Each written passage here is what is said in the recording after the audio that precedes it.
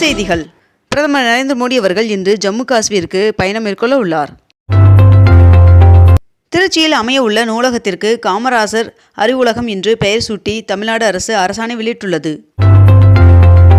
இன்று பூவிருந்தவல்லி போரூர் இடையே ஓட்டுநர் இல்லா மெட்ரோ ரயிலின் 3ஆம் கட்ட சோதனை ஓட்டம் நடைபெற உள்ளது.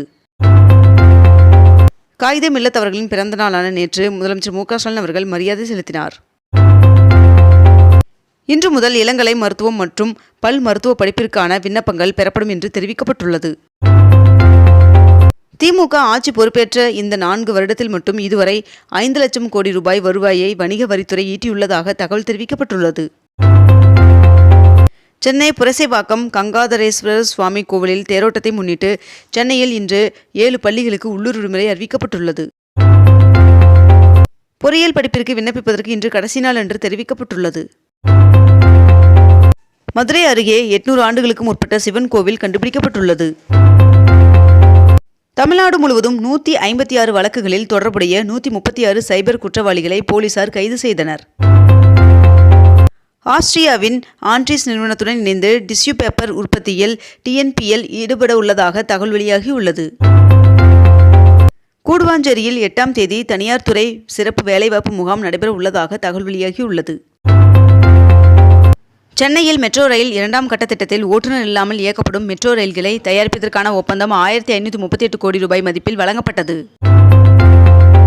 தமிழ்நாட்டில் வருகின்ற ஜூன் 11ஆம் தேதி வரை ஒரு சில இடங்களில் மிதமான மழைக்கு வாய்ப்புள்ளதாக வானிலை மையம் தகவல் தெரிவித்துள்ளது. இன்று ஜம்மு காஷ்மீர் செல்லும் பிரதமர் நரேந்திர மோடி அவர்கள் அங்குள்ள உலகின் உயரமான ரயில்வே பாலத்தை திறந்து வைக்க உள்ளார். தொடர் நீர்வரத்தின் காரணமாக மேட்டூர் அணையின் நீர்மட்டம் 113 அடியை தாண்டியது.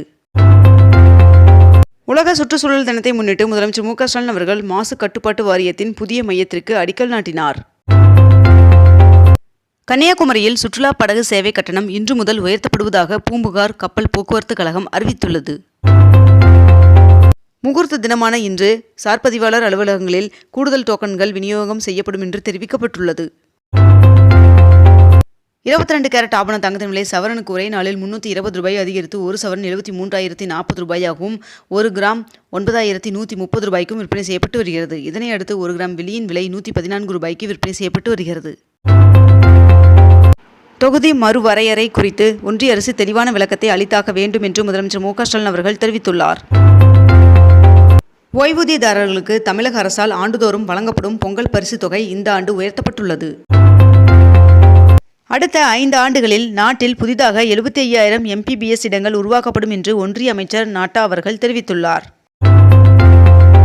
275 ஆண்டுகளுக்கு பிறகு வருகின்ற 8ஆம் தேதி மகா கும்பாபிஷேகம் காணும் திருவனந்தபுரம் அனந்த பத்மநாத சுவாமி கோவிலின் விழா ஏற்பாடுகள் தீவிரமாக நடைபெற்று வருகிறது. முதலமைச்சர் மு.க.ஸ்டாலின் அவர்கள் நலம் காக்கும் ஸ்டாலின் எனும் திட்டத்தை விரைவில் தொடங்கி வைக்க உள்ளார் என்று அமைச்சர் மா. சுப்பிரமணியன் அவர்கள் தகவல் தெரிவித்துள்ளார். RCB அணி IPL 2025ஆம் ஆண்டு பட்டத்தை வென்றதை கொண்டாடும் நிகழ்வில் ஏற்பட்ட கூட்ட நெரிசலில் 11 ரசிகர்கள் உயிரிழந்த சம்பவத்திற்கு பிரதமர் நரேந்திர மோடி அவர்கள் ஆழ்ந்த இரங்கல் தெரிவித்துள்ளார். சென்னை விமான நிலைய ஓடுபாதைகளில் போக்குவரத்திற்கு இடையூறாக பறக்கும் பறவைகளை விரட்ட தண்டர் பூம்ஸ் என்ற இடி ஓசை எழுப்பக்கூடிய புதிய கருவிகள் செயல்பாட்டிற்கு கொண்டுவரப்பட உள்ளதாக தகவல் வெளியாகியுள்ளது. பதவிக்காலம் நீட்டிப்பில் எந்தவித விதிமீறலும் இல்லை என்று நடிகர் சங்க பொதுச் செயலாளர் விஷால் அவர்கள் ஹைகோர்ட்டில் பதில் மனு தாக்கல் செய்துள்ளார். தண்டவாள பராமரிப்பு பணியின் காரணமாக சென்னை கும்மிடிப்பூண்டி இடையே ஜூன் 5 மற்றும் 7 ஆகிய தேதிகளில் ரயில் சேவையில் மாற்றம் செய்யப்பட்டுள்ளதாக தகவல் தெரிவிக்கப்பட்டுள்ளது.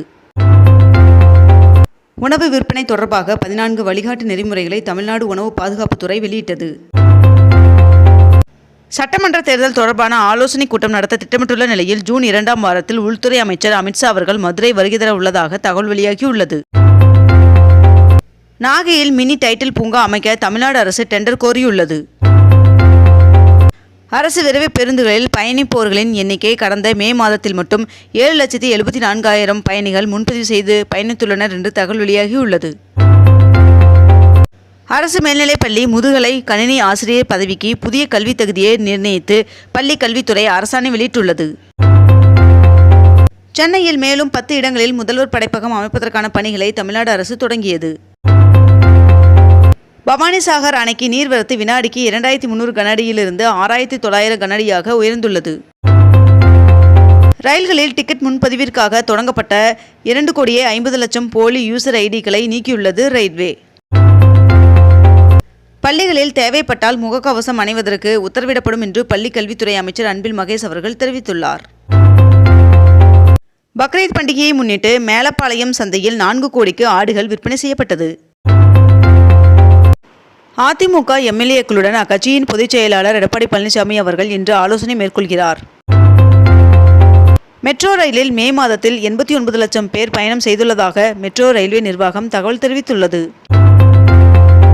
தமிழகத்தில் குரூப் 4 தேர்விற்கான காலி பணியிடங்களின் எண்ணிக்கை அதிகரிக்க வாய்ப்புள்ளதாக டிஎன்பிஎஸ்சி தலைவர் தெரிவித்துள்ளார். பஹல்காம் தாக்குதலுக்கு பிறகு முதன்முறையாக ஜம்மு காஷ்மீர் செல்ல உள்ள பிரதமர் நரேந்திர மோடி அவர்கள் வருகின்ற 6ஆம் தேதி கத்ராவில் வந்தே பாரத் ரயிலை துவங்கி வைப்பார் என்று தகவல் வெளியாகியுள்ளது. மதுரை தூத்துக்குடி இடையே தேசிய நெடுஞ்சாலையில் சுங்க கட்டணம் வசூல் செய்ய இடைக்கால தடை விதிக்கப்பட்டுள்ளது. தமிழ்நாட்டில் அரசு பேருந்துகளின் கட்டணம் உயர்த்தப்பட மாட்டாது என்று போக்குவரத்துறை அமைச்சர் சிவசங்கர் அவர்கள் தெரிவித்துள்ளார். தவேக தலைவர் விஜய் அவர்களின் தலைமையில் 2ஆம் கட்டமாக கல்வி விருது வழங்கும் விழா நேற்று நடைபெற்றது. செய்யாறு அறிஞர் அண்ணா அரசு கலைக்கல்லூரியில் இளநிலை மாணவ மாணவிகள் சேர்க்கைக்கான பொது கலந்தாய்வு ஜூன் 4, 5, 6 ஆகிய தேதிகளில் நடைபெற உள்ளது. IRS அதிகாரி ஒருவர் 25 லட்சம் ரூபாய் லஞ்சம் வாங்கியதாக கைது செய்யப்பட்ட நிலையில் அவரது வீட்டில் சோதனை நடத்தப்பட்டதில் 1 கோடி ரூபாய், 3.5 கிலோ தங்கம், 2 கிலோ வெள்ளிப் பொருட்கள் சோதனையில் சிக்கியது. பாஸ்போர்ட் விண்ணப்பத்தில் மத்திய அரசு புதிய ஆப்ஷன் ஒன்றை அறிமுகப்படுத்தியுள்ளதாக தகவல் வெளியாகியுள்ளது. ஆசிய தடகள சாம்பியன்ஷிப் போட்டி வீரர்களின் கடின உழைப்பும் உறுதியும் எதிர்கால முயற்சிகளுக்கு வாழ்த்துக்கள் என்று பிரதமர் நரேந்திர மோடி அவர்கள் தெரிவித்துள்ளார். அகஸ்தியர் கோவில் சொரிமுத்து ஐயனார் கோவிலுக்கு செல்லும் உள்ளூர் மக்களிடம் நுழைவு கட்டணம் வசூலிக்க கூடாது என்று உயர்நீதிமன்ற மதுரை அமர்வு உத்தரவு பிறப்பித்துள்ளது. காச்சிகுடா மற்றும் மதுரை நாகர்கோவில் இடையே இயங்கும் சிறப்பு விரைவு ரயில்கள் ஜூலை மாதம் வரை நீட்டிக்கப்பட்டுள்ளதாக தெற்கு ரயில்வே தகவல் தெரிவித்துள்ளது. முகூர்த்தம், பக்ரீத் மற்றும் வார இறுதி நாட்களை முன்னிட்டு ஜூன் 5, 6, 7, 8 ஆகிய நாட்களில் பொதுமக்களின் வசதிக்காக சிறப்பு பேருந்துகள் இயக்கப்படும் என்று தெரிவிக்கப்பட்டுள்ளது. மத்திய அரசு மருத்துவமனையில் மெடிக்கல் ரெப்களுக்கு தடை விதிக்கப்பட்டுள்ளது. நீட் தேர்வு மறுதேர்வு நடத்த முடியாது என்று சென்னை உயர்நீதிமன்றத்தில் ஒன்றிய அரசு உறுதியாக தெரிவித்துள்ளது. முதலமைச்சர் மு க ஸ்டாலின் அவர்கள் சேலம் மாவட்டம் மேட்டூர் அணையிலிருந்து வருகின்ற ஜூன் 12ஆம் தேதி காவிரி டெல்டா பாசனத்திற்கு தண்ணீர் திறந்து வைக்க உள்ளார். இத்துடன் இன்றைய தலைப்புச் செய்திகள் நிறைவடைகின்றன. மேலும் இதுபோன்ற அண்மை தகவல்களை உடனுக்குடன் தெரிந்து கொள்ள அக்னிபூ சேனலை சப்ஸ்கிரைப் செய்து கொண்டு தொடர்ந்து இணைந்திருங்கள். நன்றி, வணக்கம்.